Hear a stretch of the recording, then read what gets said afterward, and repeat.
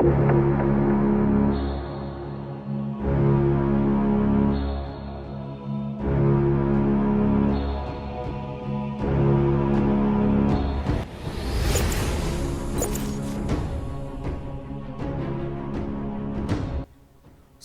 kami membreakdown trailer The Batman dan Wonder Woman, kami bakalan breakdown trailer film yang paling banyak ditunggu-tunggu, terutama oleh para fans DC, Justice League Zack Snyder Cut.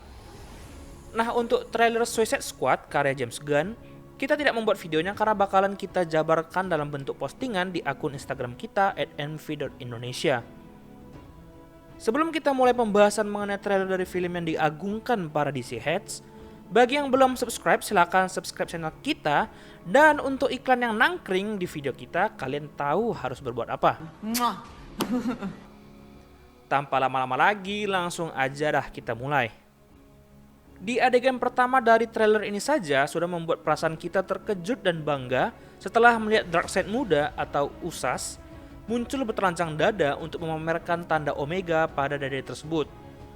Jika kalian bingung apa yang terjadi pada adegan tersebut, adegan itu adalah adegan flashback yang kita lihat di dalam film Justice League versi bioskop. Namun, alih-alih USAS atau Darkseid yang memimpin serangan tersebut, Steppenwolf lah yang memimpin serangan tersebut dalam versi bioskopnya.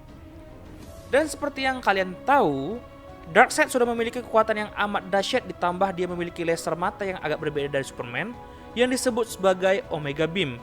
Namun, pada serangan tersebut, kita melihat dirinya menggunakan senjata yang berbentuk seperti tombak yang menandakan mungkin dirinya belum memiliki kekuatan Omega Beam tersebut.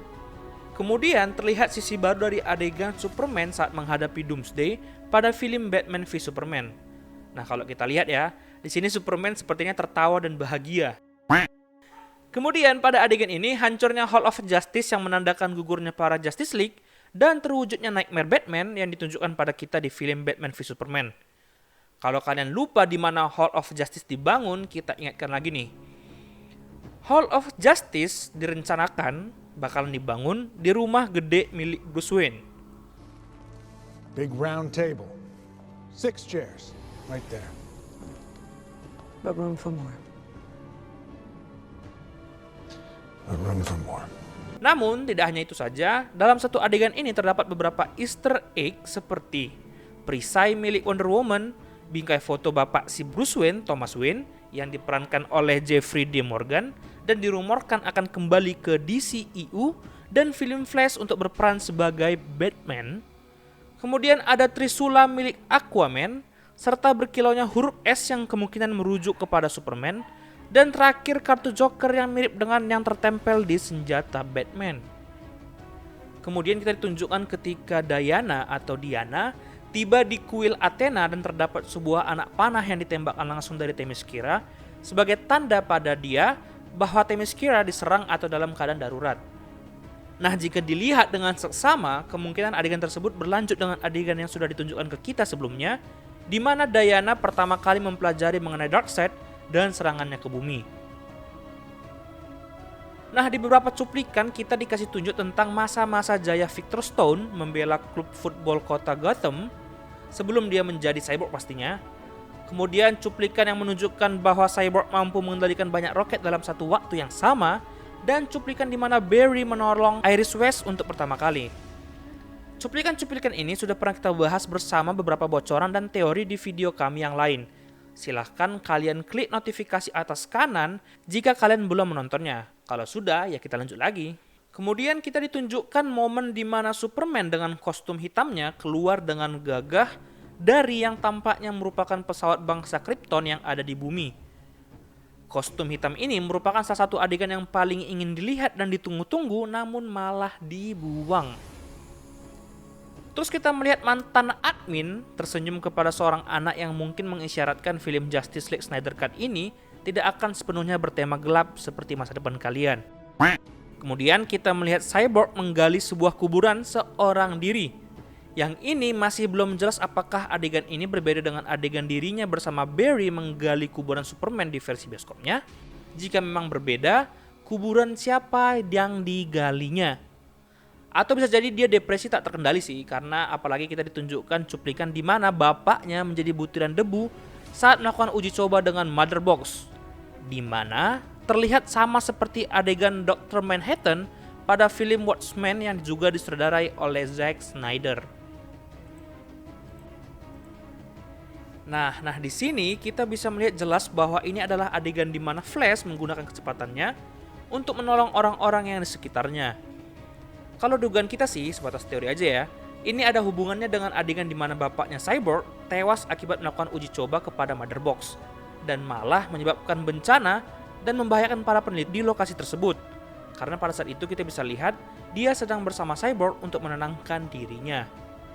Tapi ada juga yang mengatakan bahwa dirinya sedang bertarung untuk menyelamatkan para ilmuwan Starlab yang diculik. Kalau nanti ternyata salah, ya mohon maaf ya. Kalau yang tadi bisa masuk logika, nah yang satu ini baru benar-benar buat bingung. Dari berbagai sumber yang kami baca, sumber luar negeri ya, dari berbagai sumber yang kami baca, banyak yang mengatakan bahwa Flash terlindungi dari ledakan yang terjadi karena dirinya tanpa sadar masuk ke dalam Speed Force dan melakukan perjalanan waktu. Itu sebabnya kita juga melihat dirinya berlari dalam Speed Force tersebut. Tapi pertanyaannya, kenapa? Apa yang terjadi sehingga Flash terpaksa melakukan time travel? Apakah Flashpoint? Memang Flashpoint diakhiri dengan ledakan yang memaksa Flash lari menembus pembatas waktu untuk menghentikan dirinya yang berusaha menolong emaknya di masa lalu. Namun, Flashpoint dikabarkan bakal menjadi jalan cerita film solo Flash, bukan di film Justice League. Apa karena Nightmare yang sudah dimulai dengan ledakan tersebut makanya Flash kembali ke masa lalu?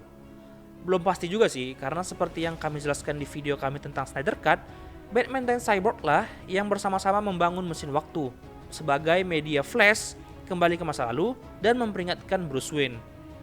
Tapi bisa jadi cerita ini tidak berlaku lagi dan sudah diubah. Kemungkinan yang lain adalah ledakan yang disebabkan oleh uji coba bapaknya Cyborg terhadap Mother Box. Secara warnanya kan sama-sama biru. Tapi kita tunggu aja kepastiannya. Kemudian ada cuplikan di mana Lois Lane bertemu dengan emaknya Superman. Sekilas memang adegan ini tidak menarik. Namun yang buat menarik adalah fakta atau teori lah ya di baliknya. Dikatakan bahwa Martha Kent di cuplikan ini adalah Martian Manhunter yang sedang menyamar. Ini pernah ditunjukkan dalam storyboard yang pernah ditunjukkan oleh Zack Snyder sendiri melalui akun Vero-nya. Setelah berbicara dengan Lois, Martian Manhunter kemudian keluar dari ruangan tersebut dan merubah dirinya menjadi Jenderal Swanwick yang diperankan oleh Harry Lennix.